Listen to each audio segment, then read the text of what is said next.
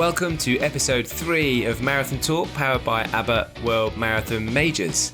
On this week's show, we'll be talking all about the finale to Series 14 of the Majors, lightning fast Valencia Half Marathon, a new initiative from Abbott World Marathon Majors, and we'll be speaking to 3-time Abbott World Marathon Majors Series champion, the legendary Edna Kiplagat. Dina, how you doing? Couple of weeks since we've spoken. Everything all right with you? I'm well, Martin. We're actually recording this on Halloween Day. It's one of my favorite holidays. I don't own Christmas dishes, but I do own Halloween dishes. Some fine bone china out of England with little skulls with tiaras on them. I love Halloween. I love the festivities of it. So it's a good day in our house. So you have, as we're talking, I can also see you, which is great. And you've got this like Halloween jumper with a big skeleton's head on it. Yes, I'm all about skulls. And luckily, my daughter had a school dance on Friday, and then we had Halloween parties. So I just have everything. I have a little skull snow globe that rains bats instead of snow. To say that I'm festive on this holiday is an understatement. So do you go out and, enjoy local communities? Do you take your daughter out? How does that work where you are with Halloween? Yeah, we have a very small town in the mountains. So just one little neighborhood that celebrates Halloween, and it's blocked off, and there's a police presence, and all of the families get on board. It's the spookiest place on the planet on this night. And the kids go out early and get their candy and take photos and do their TikToks and Instagram posts, and then call it a day. So biggest question is, are you dressing up? I am dressing up. My dress did not come in time that I wanted to wear, but luckily I have this black cape from being a witch years ago. So I'm going to be a goblin. Martin, I love what you guys do with your family, that it's more about giving than receiving.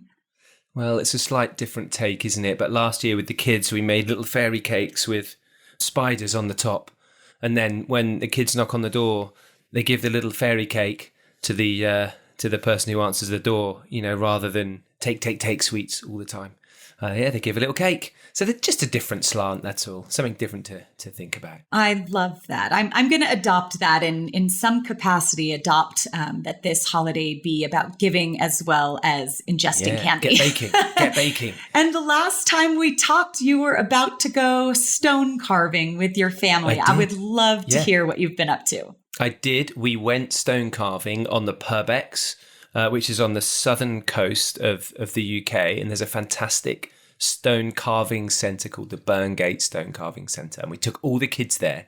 I mean, they give you a lump of stone and then the tools. So like a selection of chisels and these carving chisels and hammers. And they basically say, okay, design what you want and then get going. And so we spent the afternoon knocking into bits of stone, which is great. I've got 3 kids. They all loved it. They were all super focused. And I did a number for the house, 29, in Roman numerals, not very adventurous. One of my kids did a skull. Another one did a whale. Another one did, I've got to remember what they all did now. An eagle. I saw an eagle. That's it, an eagle. Yeah, and Liz, my wife, did a leaf, an acorn. So yeah, we had fun. I also, while we were over there, I went for a run because it's a beautiful section of the UK called the Jurassic Coastline. And it's very famous for dinosaur fossils. And so I thought I'd take myself along the coastline and go for I think I ended up doing about 12 miles. It's quite lumpy up and down as well. And I'm quite tired with about 11 miles in the tank. And I just caught my footing, missed my footing on some rocks. Oh no. Failed to put my hands down, crashed down on the deck. You know when you're out running and sometimes you take a decent tumble. This was a decent tumble. And it just happened so quickly you couldn't brace yourself. Yeah, nothing. I think I broke my toe. Oh. So it went really black and swollen, and I didn't quite get my hands down, so I bruised my chest, and I was lying on the ground feeling sorry for myself, making sure I hadn't broken anything. For about that 45-second period where you think, okay, trying to get my breath back. And two women, elderly women came from absolutely nowhere walking their little dogs. And I mean, it's quite remote where I was. So I felt, I must admit, I did feel a little bit out of sorts on the ground. I kind of got up, brushed myself off and limped away. My imagination has the dogs coming over to you and licking you on the face just to add insult to injury. Yeah. Hey, but it was fun. Stone carving was great. Running the cliff tops was brilliant. How about you? Have you been out running? I have a teammate that will be traveling to New York with me because she is running the 5K national championships the day before. You know, all these races have these 5Ks and fun runs ahead of time, but it happens to be the U.S. national championships. So Grace Stallmaker will be, she was second last year, so she'll be trying to get back on the podium this year. And Caroline Rotich, the Boston Marathon champion from 2015, has been training here in Mammoth. So she'll be traveling to New York to run the marathon as well. So it's going to be fun to travel there with some people that I've seen put in the work. Yeah, some real interest. Do you get a little twitchy? So when you're watching people with interest, you know, do you stand there and kind of get those competitive legs going even though you're not in the race? Absolutely. And maybe as a coach, you could attest that you get more nervous for other people than for yourself because you have control over your own ability. But when you see someone put in the work and they're so well prepared and you just sit back and can do nothing about the rest of what's about to unfold because it's up to them, it's nerve-wracking. Yeah. Love it. Well, I wish them the best of luck. Right, moving on with the show. We've made it to the end of what we hope will be the last season where we had to squeeze 3 majors into 3 weekends. New York rounds us off coming up with over 50,000 people making the journey from Staten Island to Central Park. And it's, of course, where you, Dina, started your own 6-star journey way back in 2001. Like, what makes New York City a special race for you? Yeah, I've reflected on this years ago because I really felt in track and cross country as a runner, you're performing for people. It's a performance, right? The stadium is packed. The course is on a 2-kilometer loop, packed on both ends, both sides with spectators and cheers. But when I got to the marathon specifically, lining up in New York City with at that time 40,000 other people, it felt like a community. It felt like I had so much in common with every single person on that starting line, and the buzz of it, you could almost feel the Verrazano Narrows Bridge vibrating with that excitement and energy. And I just felt so connected to the sport immediately, even before that 26.2 mile journey began. And it's going to be a busy weekend for you, even though you're not running. You have a hectic looking desk right there. Yes, my desk. I'm going to be working for ESPN on the race coverage. I'm going to be on the women's lead vehicle. And so I've been doing a lot of homework and because the field is just packed. I'm only having to commentate on the women that I see in front of me. But Sam Grotwald, the professional athlete coordinator, has made this a tough job. There are so many great stories that are emerging in this race. And so my desk is filled with papers and notes and old magazines and folders. And it's so obnoxious. I'd be embarrassed to tip the camera and let you see it. Yeah, but you're doing the work. You know, sometimes, and I'm probably guilty of this a little bit, we watch the commentary, we watch the race being called, and you forget that there's someone behind the microphone that's done a huge amount of work to be able to call that race with such knowledge. In your research, have you come across anything that you're like, oh, this is an absolute gem. I can't wait to pull this little nugget of information out? Yeah, I think there's a lot. There's like how many World Marathon Major champions are in the race. It's Caroline Rotich from Boston 2015. Lana Salpeter won Tokyo in 2020. Des Linden won Boston in 2018. Edna Kiplagat, who I'll be interviewing on this show a little later, won New York City in 2010 and London in 2014, in Boston in 2017. And it looks like she will be upgraded to the champion in the 2021 edition of the Boston Marathon. So just great competition across the board. There's 5 Olympians that are going to be taking part in the women's race and Americans that are so deep. Kira D'Amato, the previous American record holder at the distance, Desiree Linden, again, the Boston Marathon champion, and Alfine Tuliamuk, the winner of the 2020 U.S. Olympic trials. So there's just stories galore, and I can't wait to cover that. I'm really looking forward to seeing how that race goes. Good luck with your coverage. We did try and get celeb Ashton Kutcher on the show. We haven't heard back yet, but you never know. It's not too late. He might think to himself, you know what? I do want to chat to you. We might pick him up after the show. So next time on the show, we'll talk about New York, and hopefully we will be featuring a New York mega story.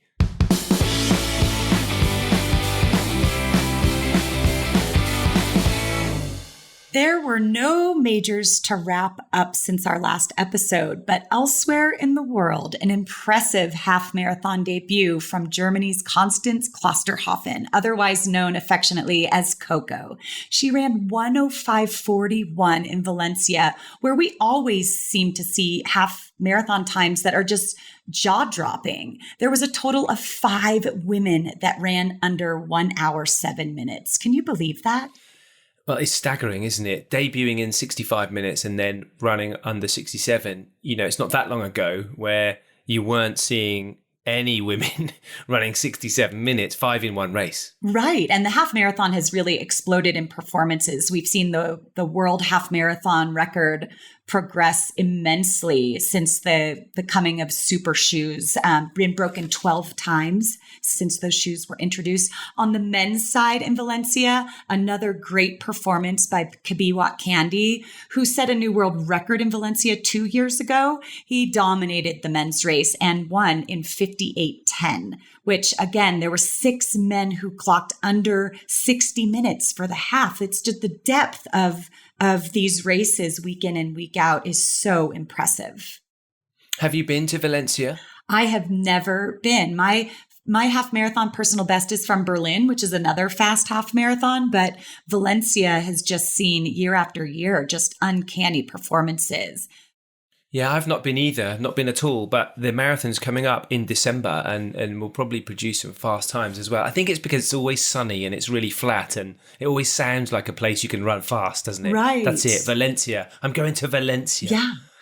Gonna run well. Yeah, and there always seems to be record attempts because the second place finisher Yomis Kajelta ran 58:32 and set a new Ethiopian record. So impressive all the way around. The other 2 big marathons that went on since we last spoke was Toronto and Frankfurt. And the Frankfurt Marathon is really unique because it actually finishes indoors. I know. I've seen the finish line inside and it looks amazing. I don't know any other marathons that do finish indoors. Frankfurt this year was won in 2:06 by Kenyan Brimi Misoi, and Sally Kaptich won the women's in 2:23. But I don't know of any other marathons that finish indoors. Do you? Do you know of anything like that? I don't know of any races that finish indoors except for indoor track and field races. So, yeah. But what obscure places do we recall in racing history?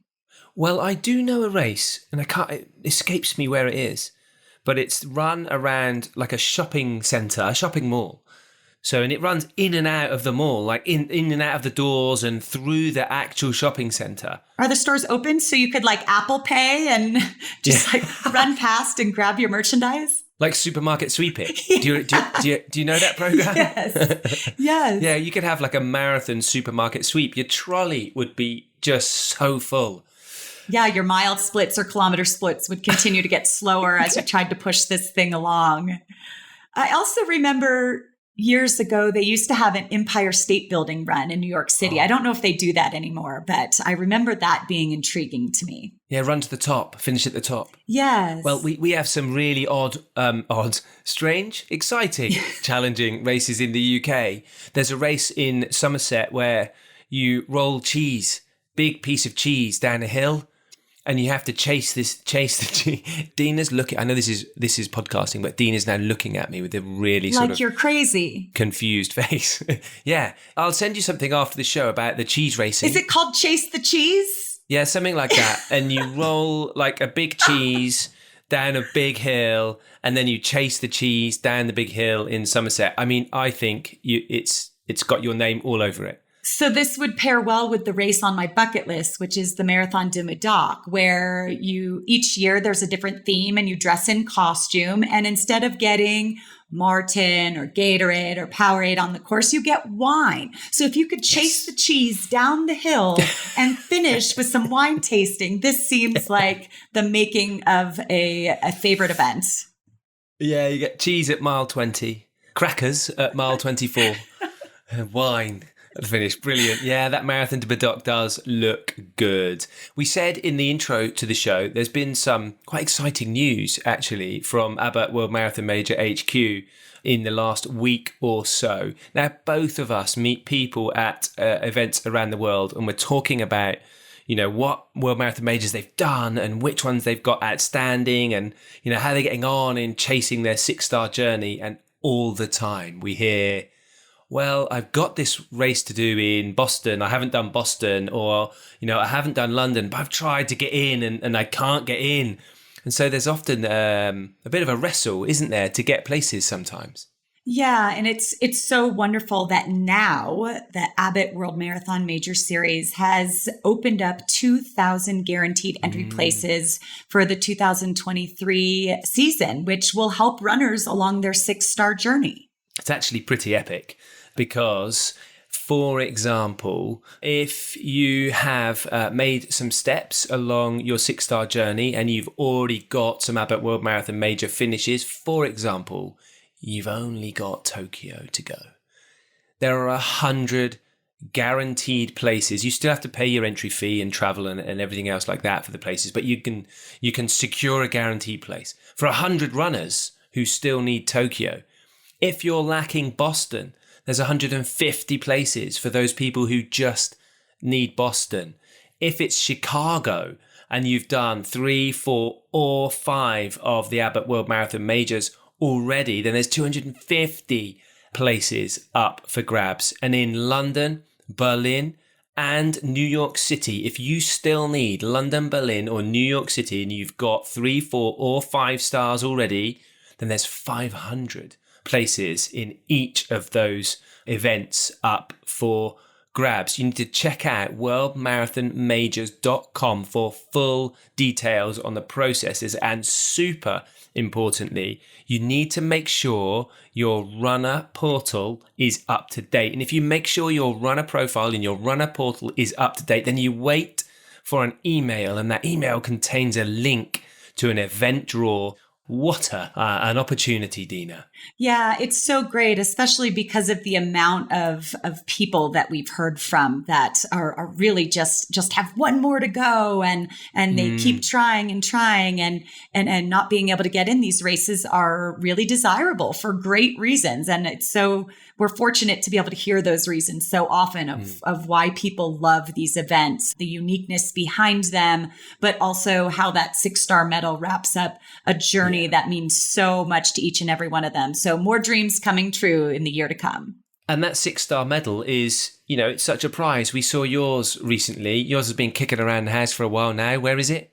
It's actually just to my right. It is right here. This is what we win prizes. We win these medals and we hang them on our doorknobs, and they clink around every time we open or close the door. And it's a reminder of an accomplishment.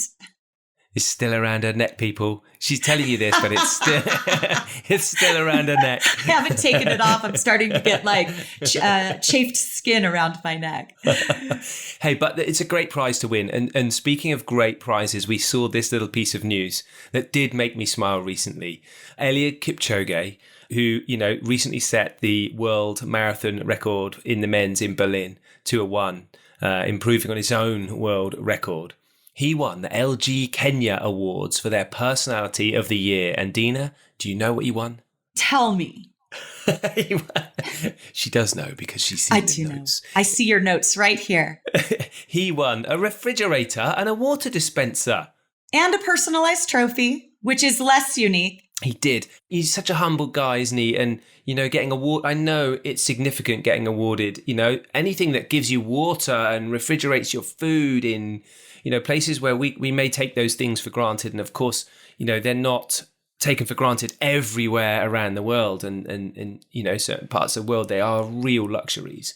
But, it kind of made me smile that, what did you win? I won a fridge. And it reminded me of the time, I won a tape deck, like a tape deck. Martin, I don't know player, what a tape deck is. Can you explain that for our listeners? You mean it's an old school music download. Yeah. Pre-CD, we used to have these things called cassettes. And I won a tape deck. And the best thing about it was a double tape deck, so you could put tapes in both sides and record from one side to the other. The trouble with it was well beyond. I'm not that old, so tape decks were not in vogue at all. And my collection of tapes, I'd probably discarded about 20 years previously. So I had no use for it whatsoever. Great prize. Have you ever won anything that you felt like, well, this is an intriguingly different prize? I haven't, but I live in California, and Napa is a big wine country, our wine country. And they have races up in Napa where people win their weight in wine. So I think how great would that be as a prize? It's like consumable. It doesn't sit there and collect dust that you have to like clean off all the time or have to fill your fridge. I'm not going to lie. I think a refrigerator is a great idea, but I would love to win my weight in wine. Wouldn't that be good if you win your weight in wine, but it's sort of released to you slowly? So it's not like this massive bottle the same size as you are, which is what I'm picturing in my mind, like a Dina-sized bottle of red. It's actually like lots of individual bottles that you get over a prolonged period of time. So I was picturing running with stones in my pocket to be heavier at the finish line so that I could get a few more bottles added to my cases. But I much prefer the visual of a human-sized bottle of wine. Yes. Thank you for that. I went to a friend's, how about this for a prize, slightly off topic, but I went to a friend's 60th birthday, I know, 60, at the weekend, and guess what one of the prizes was for a little competition that they ran on the night? Stone carving. Yeah, no. The prize was physio for the rest of your life. So like a physio firm offered physiotherapy treatment for the rest of your life. So, I mean, how good's that? Like, that must have gotten so competitive. I would have fought to the death on that one. Well, that would have been slightly problematic. Well, Dina's won it, but unfortunately she's died when she's won it. So, yeah, but what a prize. Right, let's move on with the show. I am super excited to hear your interview with three-time Abbott World Majors Series champion Edna Kiplagat.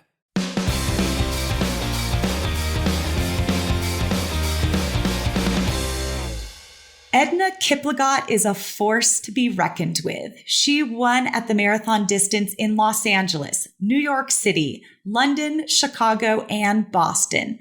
Edna is a two-time world champion in the marathon and has won 3 Abbott World Marathon Majors series. She's 42 years old from Kenya, calls Boulder, Colorado home. She's a mom, a wife, and a personal favorite of mine going into this weekend's TCS New York City Marathon. Edna, welcome to Marathon Talk. Thank you, Dina Costa. How are you doing in your taper? Your taper is in effect, and do you always feel good and bounding with energy? Tell us what that's like. This season has been a great one. I've enjoyed it.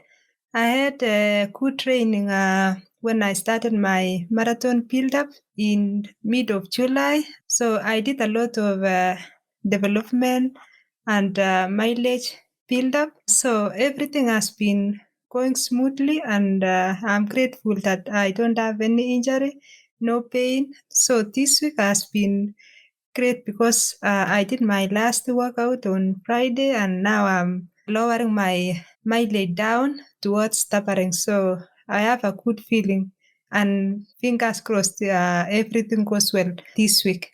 So to make a taper feel bearable, you need to prepare well. If you prepare well, then your taper seems to go more smoothly. Maybe you're going into the race more confidently. When you're lowering your mileage, what was your peak mileage and what is your mileage like during your last week leading up to the marathon? My peak mileage has been between 100 and 120 miles per week. But now towards tapering, I reduced by 40%. So it goes down to 80 to 50 miles a week. Wow, now your body's just storing all that energy waiting for race day. So that frees up a lot of time in your day. How do you fill your time when you're not putting in so many miles? Do you read? Do you watch movies? So when I start tappering, I still do some exercises. So that one will take maybe an hour and a half. And then when I'm done, I watch a movie or I take a nap or I just take a walk for maybe 20 minutes. So it's kind of just to make myself busy, but at the same time, I watch my recovery. Yeah, recovery is what it's all about at this point. You've had an amazing year. You were fourth in Boston this spring at the age of 42, I might add. And you continue to win or podium at all the major road races, even in shorter distances throughout the year. How do you stay on top for so long? For sure, this has been a wonderful thing for me to say. I have taken a lot of courses in my preparation and especially my health, because I try as much as possible to reduce a lot of races,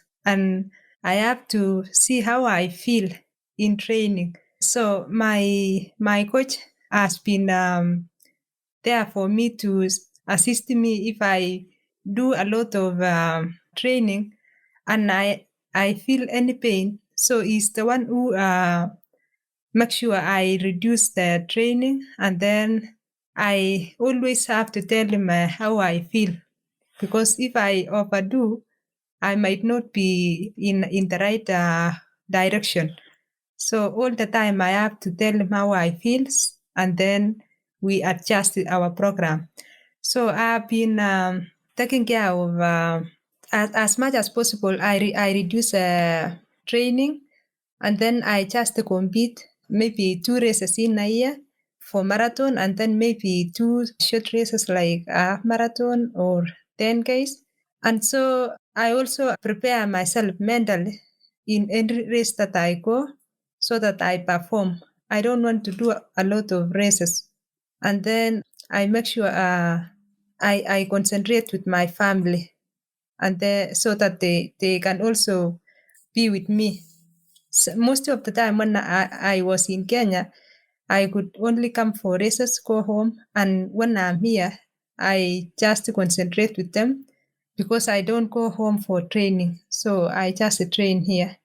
Yeah, here meaning Boulder, Colorado. You have such a discipline in your schedule, but also discipline to self-assess. So you're constantly giving your body the workload that it can handle at a certain time. So I think that's so admirable. You talked about your family.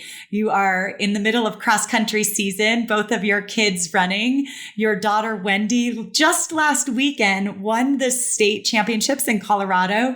Carlos was third at regionals and went on this weekend, and his team placed second at the state championships.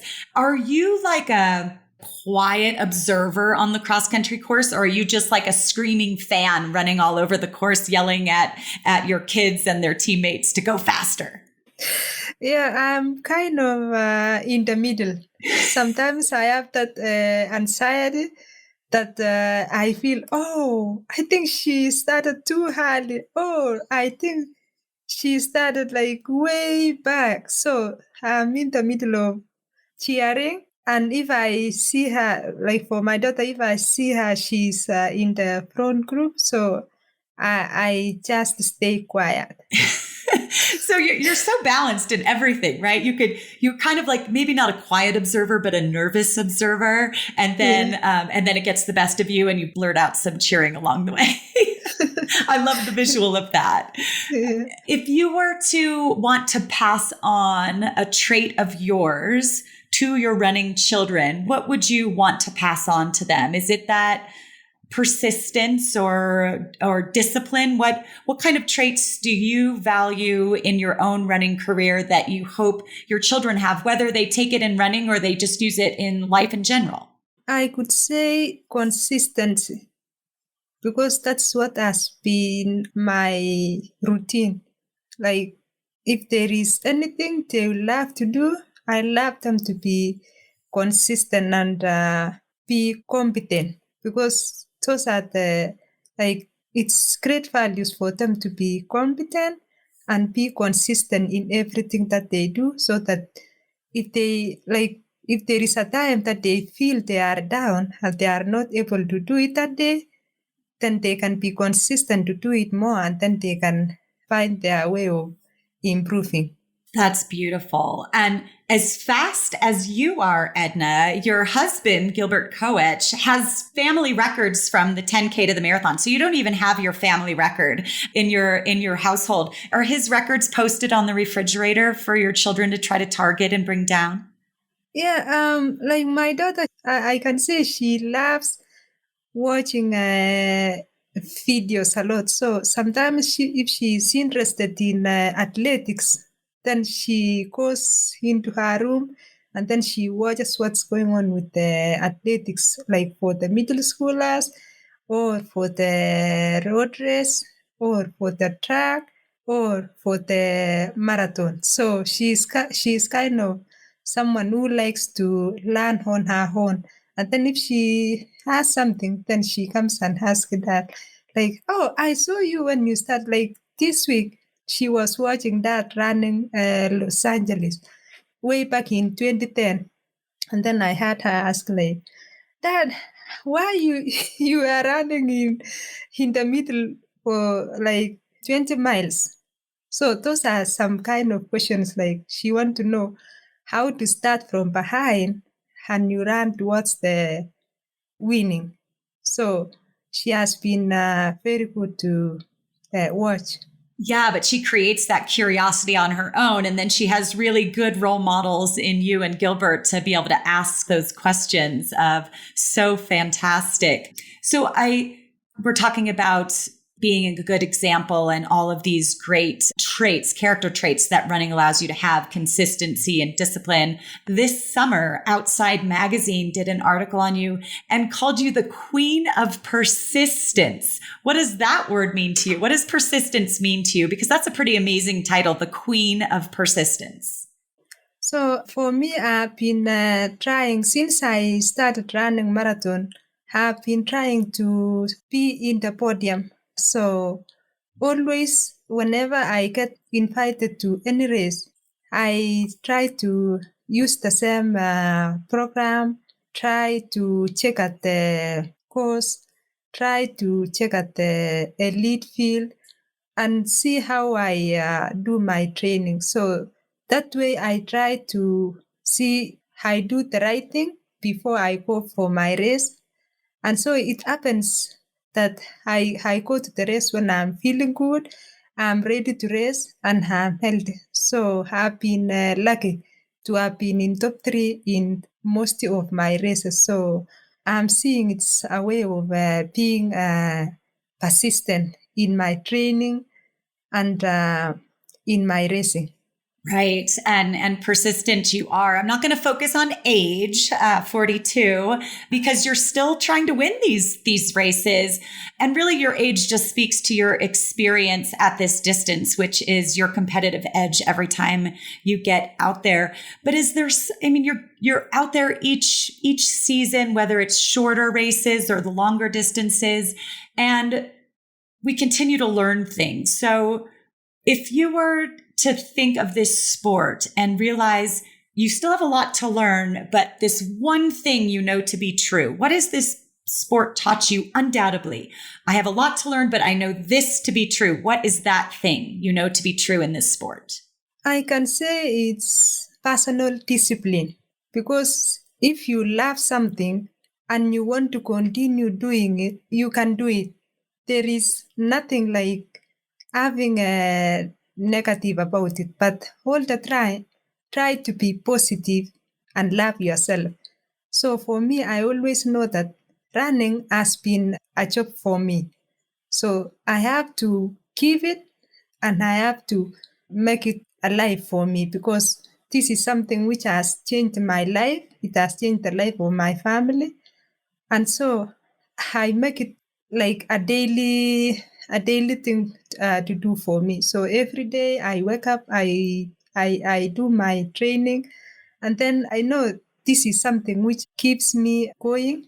which changes the life of my family. And so I've had a lot of good things in this sport. So it's very important for me to stay positive and stay true to myself. Stay true to yourself, but you also, it's very evident that you love your job, right? Yeah. Very evident. I had the pleasure of being at the Chicago Marathon, and the day before they had the Abbott Chicago 5K, and I ran with your manager, Brendan Riley, who let me know that you've run in a total of 23 Abbott World Marathon Major marathons, and you have only finished outside of the top five times. That is extraordinary to just be at such a high level for so long. We asked this about a lot of 6-star finishers. You were the first professional female athlete to get your 6-star. You actually have 8 because you've also run in the World Championships and the Olympic Games. But out of all of those majors, what is your favorite landmark? Do you even see what's going on? Like when you're passing Buckingham Palace in London, or if you're passing the Citgo sign in the Boston Marathon that shows you only have a mile to go. On these race courses, is there some landmark along the way that you enjoy, or you just are tunnel vision and looking ahead? I think in every race there is a landmark, because I remember in 2010 when I ran New York faster time, I knew when I come to Central Park and then I roll down, that would be like less than 2 miles to go. And then when I go to Boston, there is this sign, Citgo. So, that's less than 3 miles to go. So I'm so happy because I have those landmarks that it gives me motivation, like, oh, you are almost there. So it's so nice because you when you feel like you are tired and then you see that landmark, you are so close. So it's only a way of putting extra effort to the next few miles and then you are done. So the landmarks you like are the ones that say you're almost there, like your job is almost done. Yeah. And I'll attest to maybe that's part of your thinking, because so many of these marathons, you run it so steadily. And there might be a few women in front of you who are making moves and being a little erratic in pace, but you're always just right there. And when people kind of went outside their comfort zones and start flailing at the end of the race, you are always there to pick up the pieces and get onto that podium. What are you thinking in the later stages of the race when your competitors are falling apart and you're just rock solid right there? What's going through your mind? Always towards the last few kilometers, especially when I'm with the big group. That's when my mind is telling me, oh, you need to stay calm. You need to be strong. You need to relax because it's only about a few kilometers to go. So everyone is feeling the same. So everyone is getting tired. Everyone is feeling the same pain you are going through. So I try to comfort myself like, oh, you are going to do it. You have done it again. So it's going to be a good day for me. So I always tell myself, you are good, you are fine, and let's go. Right. And so it's the same positivity you practice with all the time. You get up for your workouts and you're practicing staying in a positive state of mind. And that comes to your advantage in the later stages of these marathons. Pre-race, are your feelings the same on the starting line now as they were 10 years ago? Or do you feel more confident and experienced that that's going to play into your favor? How's your pre-race vibes feeling now as opposed to 10 years ago? Is it the same? Before, I used to be so nervous because I knew being in the mid-30s, that's when I was in my top level of shape. But now I know, even though sometimes I feel like in top shape, but I know now my speed is not the same as when I was in 30s. So I'm now more relaxed because I know if they run fast ahead of me, then I have my comfort zone to go on my own pace. So I have no one to be racing against, but I just try to go with my own speed. If the body allows me to run faster, it's fine. If not, then I understand myself like, oh, I'm good at this pace and I have no pressure. But you actually are really good at dropping down into the shorter distances throughout the years. You're a regular face of the ASICS Falmouth road race, and a lot of the road racing scene has you on the podium year after year. Would you have a favorite shorter distance? Well, marathons aside, is there a favorite race in the United States that you love to get back to year after year? If I see like last year and this year, I ran Falmouth, and I can say I did so well last year and this year, so maybe I can pick that one as one of my favorite. Most of the races has been going well for me, but I can pick Falmouth as a favorite one. Yeah, I mean, it's obvious why. You won Falmouth last year.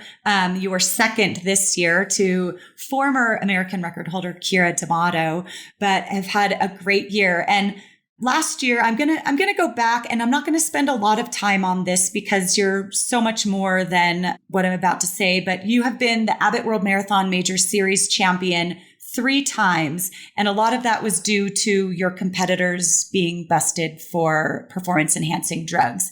2021, just last year, you were second at the Boston Marathon, but the winner is under drug allegations right now. It looks like you are going to be upgraded to the 2021 Boston Marathon champion, which means 3 Boston victories. Is that right?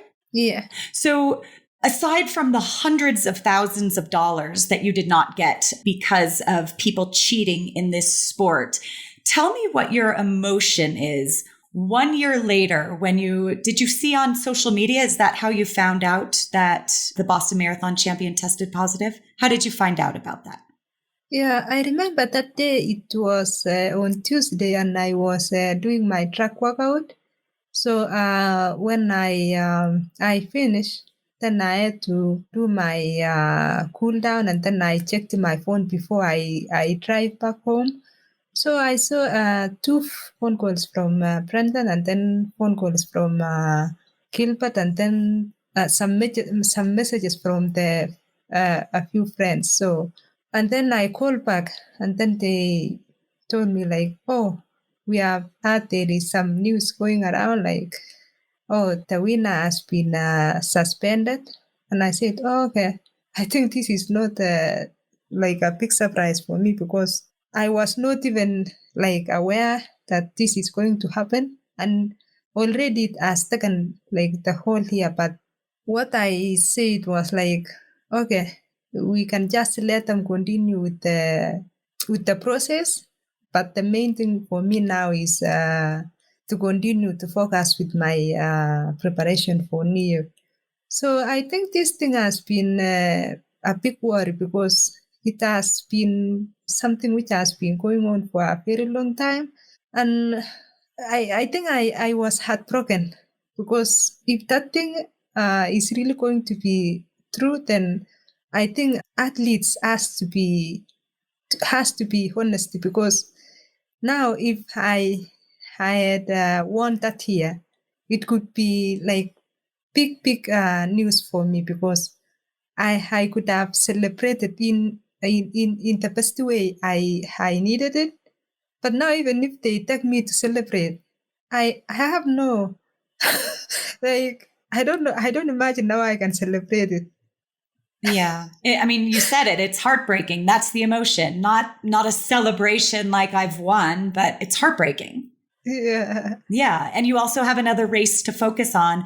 I've often thought that anytime there is so much fame and money involved, whether it's sports or businesses and corporations, there's going to be some people that cheat to get to the top and other people that feel deeply rewarded by knowing that they have the capability to do great things. And I think for me, that's the heartbreaking thing, that some of these athletes don't believe they have the ability, so they cheat to get there when there's other athletes who truly believe they have the ability to win major marathons, to break national and world records, and they chip away at it. They stay persistent, just like you are the queen of. So I want to say a belated congratulations. Second place was something to celebrate because your performance was brilliant that day, but to now call you champion again feels right. So congratulations on that. Yeah, thank you. So let's jump ahead to New York. We are days away from the TCS New York City Marathon. How are you feeling? Yeah, for sure, I can say I'm feeling good. I have done all my preparations well. And I know New York always has been a big race, challenging, good, competitive field. And yes, I'm ready to be challenged. Yes, New York is a challenging course. What makes that course so challenging? Besides cold wind temperatures, the course has a rolling hills. And so that I can say you need like a lot of patience, and you need to run an even pace from the beginning so that you can have some energy when you are going to finish the race. So it's one of those races which tests your strength, it tests your mind. So I believe if you prepare well, you will be able to do your best. Yes, it tests your strength and your mind, which is why you've mastered it. You won in 2010. Have you refreshed your weather app on your phone to see how beautiful it's going to be on race day? It's going to be a low of 57 and a high of 71 right now. So the early morning stages of your race will feel excellent. So you don't have to battle cold and windy conditions. So as much as New York is a challenging course, what makes it one of the greatest marathons in the world? Yeah, New York, as you run through the 5 boroughs, and then the field, the assembly this year, I can say it's one of the best since I've run New York, because we have Olympians, we have world champions, we have world record holders. So all the professional athletes from all over the world are coming to run in New York. And so I'm happy to run with the best athletes. Yes, there are 5 Abbott World Marathon Major champions in your race. There are 7 Olympians. And what I think is so fun is 5 mothers that are all in the professional athlete field. It's you and Stephanie Bruce and Alfine Tuliamuk and Lana Salpeter and Helen O'Beary. And I think that's wonderful representation that we are maybe in a place in that women don't have to decide between their careers and motherhood. They can do both. And you've been a shining example of that. My last question to you is that you won in 2010. What is it going to take to win this weekend? 2010, I think I was fully prepared, because I just came from winning Los Angeles. And so I stayed here in Boulder for 6 months doing short races, and then at the end of the year, I was able to get invited to New York. So I did all my preparations here in Boulder, and so the preparation which I did that year is almost the same as which I did this year. So I will try to stay positive.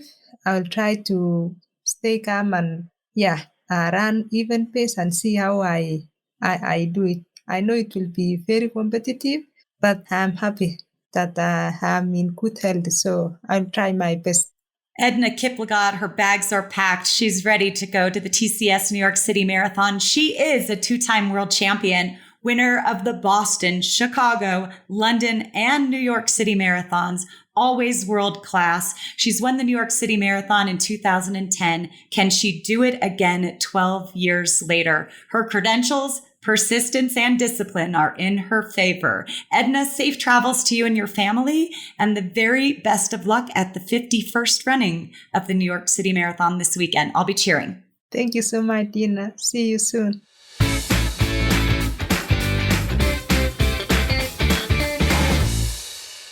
In each show, we'll be featuring an Abbott World Marathon Majors 6 questions with a 6-star finisher.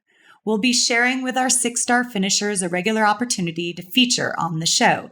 And today, our 6-star finisher is Martin Cauldwell from Belfast, Northern Ireland. He earned his 6-star in 2019. His most memorable major was the 2018 Boston Marathon. Yuck. Do you remember the weather in that race? The rain. Oh, yeah. Memorable for sure, but not in a good way for me. His favorite iconic landmark is the New York City start line on the Verrazano Narrows Bridge with the Manhattan skyline in the distance. A thing he wished he knew before he started running the majors was all the warm-up runs that happen in the days prior to the race. So many shoe companies and different organizations get together and do little warm-up runs, and they're quite inspiring. Which course gave him the most support? He said New York City and Chicago. Insane, all capitals, exclamation point from Martin. And which course was his fastest? Tokyo.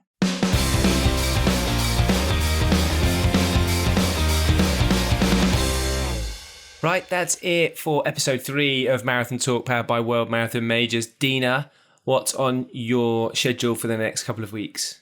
New York, of course. Anything else? Yeah, traveling out to New York City, and I can't wait to grab onto a storyline that we get from there. The starting line is back to 50,000 people, and I'm so excited for a story to emerge and allow us to talk to somebody. And after New York, do you have a quiet time after New York? Is that like, does your work season kind of ebb and flow a bit with the marathons like that? Is it quieter going into Christmas and things after New York? If you consider the holidays quiet, then yes. I don't think holidays in my family, holidays are not quiet, but I'll be ramping up and hopefully getting in some early shopping and getting that, that photo you have to take, the holiday photo, that's on my list. So I've got to chip away at my holiday to-do list. What about you in the next couple of weeks? Well, I always, like in this kind of season, I struggle a little bit as we come out of like summer and autumn and we move into winter. So just this past weekend, we shifted our clocks.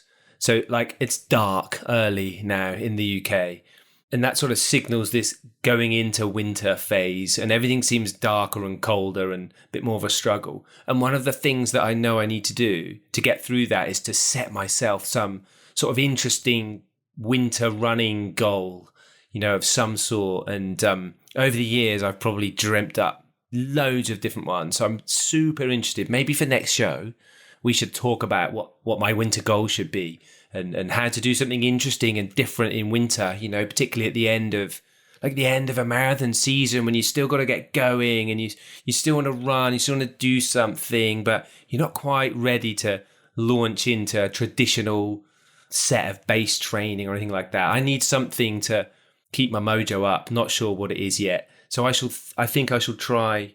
I'm going to keep my running going over the next couple of weeks. And a bit like you, busy with kids and running around and storm break and all that kind of stuff. So busy, but need something. Yeah, but that's a great reminder to our listeners to start thinking through a winter running goal of your own. And also remember, if you are running the New York City Marathon, you do change your clocks that same weekend, the morning of the race. So make sure your clocks are changed for your marathon morning.